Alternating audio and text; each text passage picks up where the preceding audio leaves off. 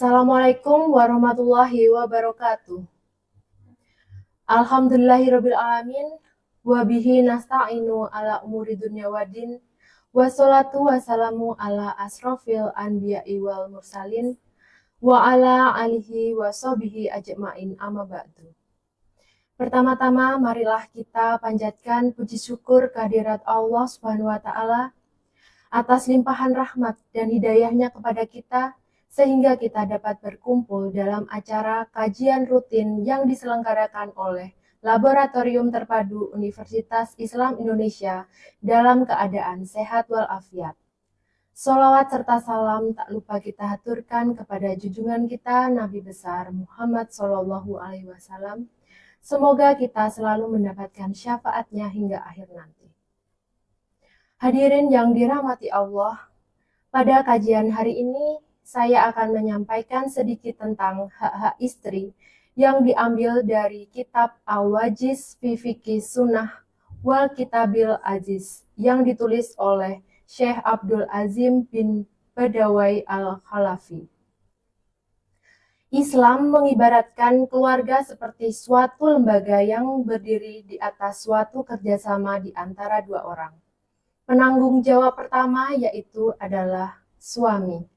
Allah berfirman yang artinya, kaum laki-laki itu adalah pemimpin bagi kaum wanita, oleh karena Allah telah melebihkan sebagian mereka, laki-laki, atas sebagian yang lain, wanita, dan karena mereka, laki-laki, telah menafkahkan sebagian dari harta mereka. Sebab itu, maka wanita yang solih ialah yang taat kepada Allah, lagi memelihara diri ketika suaminya tidak ada, oleh karena Allah telah memelihara mereka. Quran Surat An-Nisa ayat 34. Dan juga sebagaimana sabda Rasulullah SAW, ala inna lakum ala nisaikum haqqan wali nisaikum alaikum haqqan. Yang artinya, ketahuilah bahwa sesungguhnya kalian memiliki hak atas istri-istri kalian dan istri-istri kalian juga memiliki hak atas kalian. Dan seorang mukmin yang paham, ia akan selalu berusaha untuk memenuhi hak-hak istrinya tanpa melihat apakah haknya sudah terpenuhi atau belum. Karena ia sangat menginginkan kelanggengan cinta dan kasih sayang di antara mereka berdua.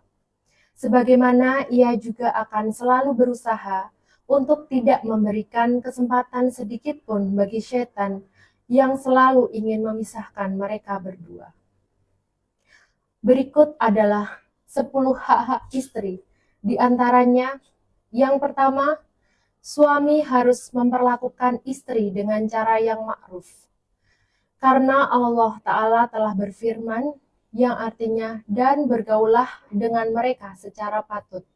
Quran Surat An-Nisa ayat 19. Yaitu dengan memberinya makan apabila ia juga makan, dan memberinya pakaian apabila ia berpakaian. Mendidiknya jika takut ia akan durhaka dengan cara yang telah diperintahkan oleh Allah SWT dalam mendidik istri, yaitu dengan cara menasihatinya dengan nasihat yang baik tanpa mencela dan menghina maupun menjelek-jelekkannya. Apabila ia, istri, telah kembali taat, maka berhentilah.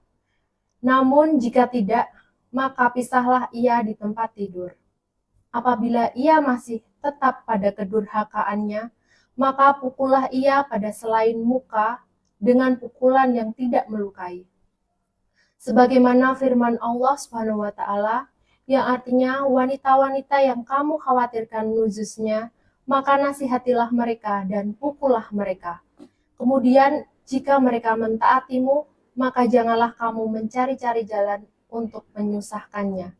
Sesungguhnya Allah Maha Tinggi lagi Maha Besar.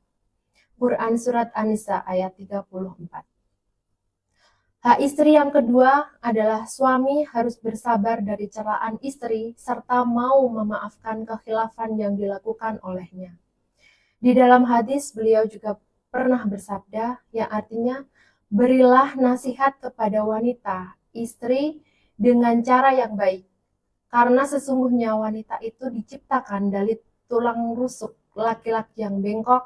Sesuatu yang paling bengkok ialah sesuatu yang terdapat pada tulang rusuk paling atas.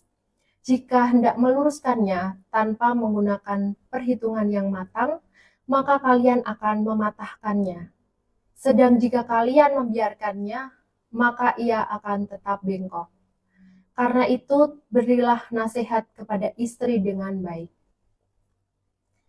Hak istri yang ketiga, yaitu suami harus menjaga dan memelihara istri dari segala sesuatu yang dapat merusak dan mencemarkan kehormatannya, yaitu dengan melarangnya dari berpergian jauh kecuali dengan suami atau mahramnya, melarangnya berhias kecuali untuk suami, serta mencegahnya agar tidak berikhtilat atau bercampur baur dengan para lelaki yang bukan mahram.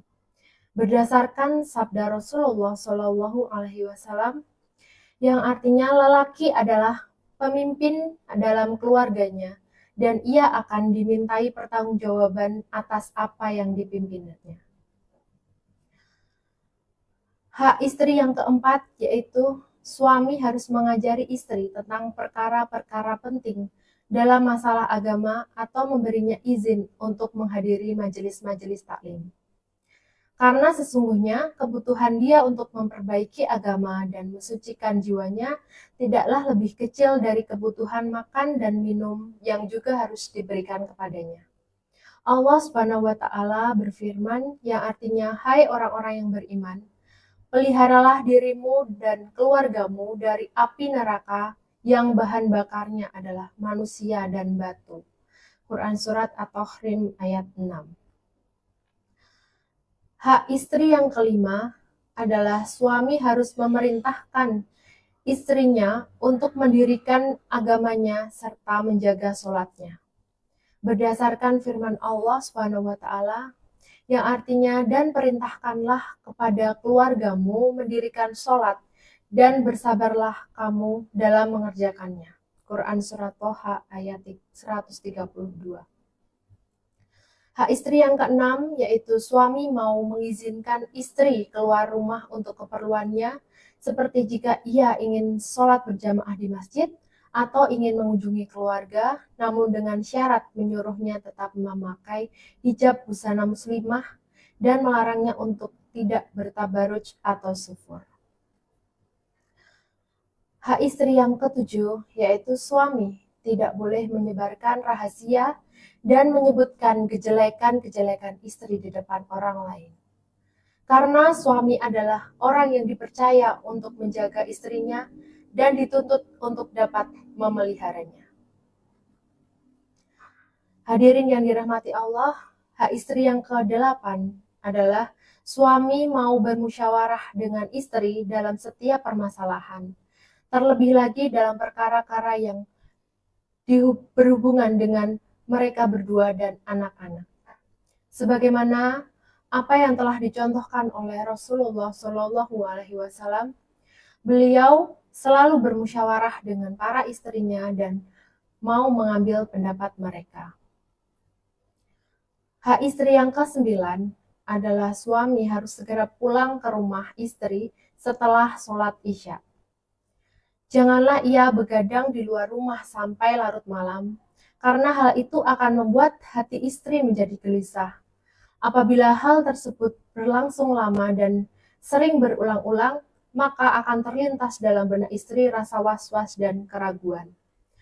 Bahkan di antara hak istri atas suami adalah untuk tidak begadang malam di dalam rumah namun jauh dari istri, walaupun untuk melakukan sholat sebelum dia menunaikan hak istrinya. Oleh karena itu, Rasulullah Shallallahu Alaihi Wasallam mengingkari apa yang telah dilakukan oleh Abdullah bin Amr radhiyallahu anhu karena lamanya begadang karena beribadah malam dan menjauhi istrinya. Kemudian beliau bersabda, "Inna lizaujika 'alaika haqqan." Sesungguhnya istrimu mempunyai hak yang wajib engkau tunaikan. Hak istri yang terakhir yaitu suami harus dapat berlaku adil terhadap para istrinya jika ia mempunyai lebih dari satu istri.